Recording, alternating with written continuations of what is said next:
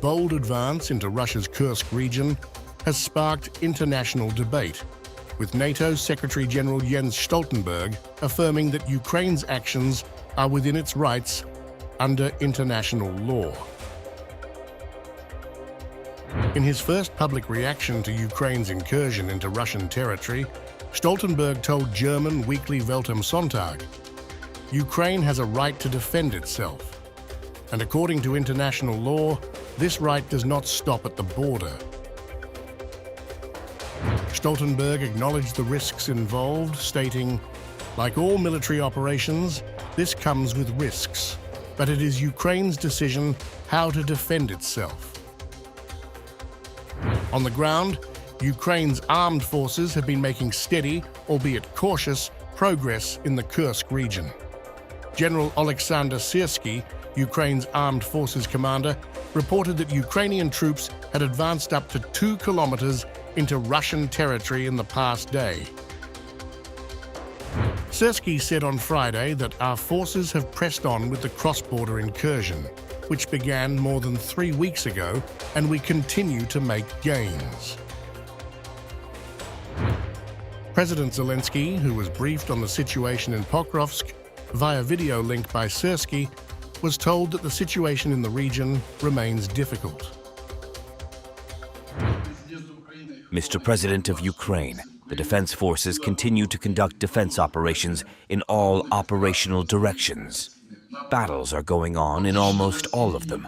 The situation in the Pokrovsk direction remains the most difficult. The enemy is trying to break through the defense of our troops, but as of this morning, all attacks have been repulsed. The enemy has had no success.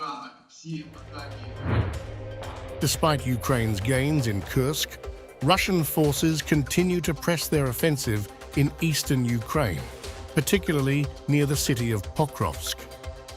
The city is a strategic transportation and evacuation hub, vital for linking central Ukraine with major towns in the east. Syrsky reported that Ukrainian defenses in the Pokrovsk area held firm against 58 Russian assaults on Thursday and 36 more by Friday. The Russian Defense Ministry, however, claimed success in eastern Ukraine, announcing the capture of 3 settlements. Moscow has labeled Ukraine's Kursk operation a major provocation and has vowed to retaliate. On Monday, Russia launched a massive attack, firing over 200 missiles and drones at Ukraine, targeting the energy sector in one of the largest assaults since the conflict began. Also in the latest update, the Russian Defense Ministry on Saturday said its forces have gained control of Kirov settlement in eastern Ukraine's Donetsk region. Donetsk is one of 4 Ukrainian regions which Russia says it has annexed, even though it does not fully control all of them, a territorial claim which Kyiv and the West have rejected as illegal and one which Ukraine has vowed to reverse by force. In response to this escalation, Ukrainian officials have renewed calls for international support to strengthen the country's air defenses, particularly in the western regions. Ukrainian Defense Minister Rustem Umerov highlighted the need for a defense belt over these areas during an informal meeting with EU defense ministers. Umerov said that we need to protect our civilians and our critical infrastructure from these relentless Russian attacks. Meanwhile, EU defense ministers agreed on Friday to boost their training program for Ukrainian troops.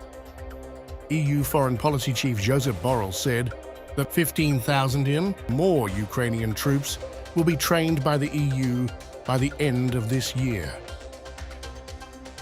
Allow me to say that it has been a success, a great success. It's the most successful training mission that the European Union has ever performed. It has trained 60,000 soldiers. And today the ministers agreed on raising the purpose, the target, to 75,000, adding 15,000 more by the end of the year. This is also a good news. We'll do more. Ukraine is requesting. This war requires a constant adaptation to the modalities of the war. The training has to be shortened and adapted to the Ukrainian needs.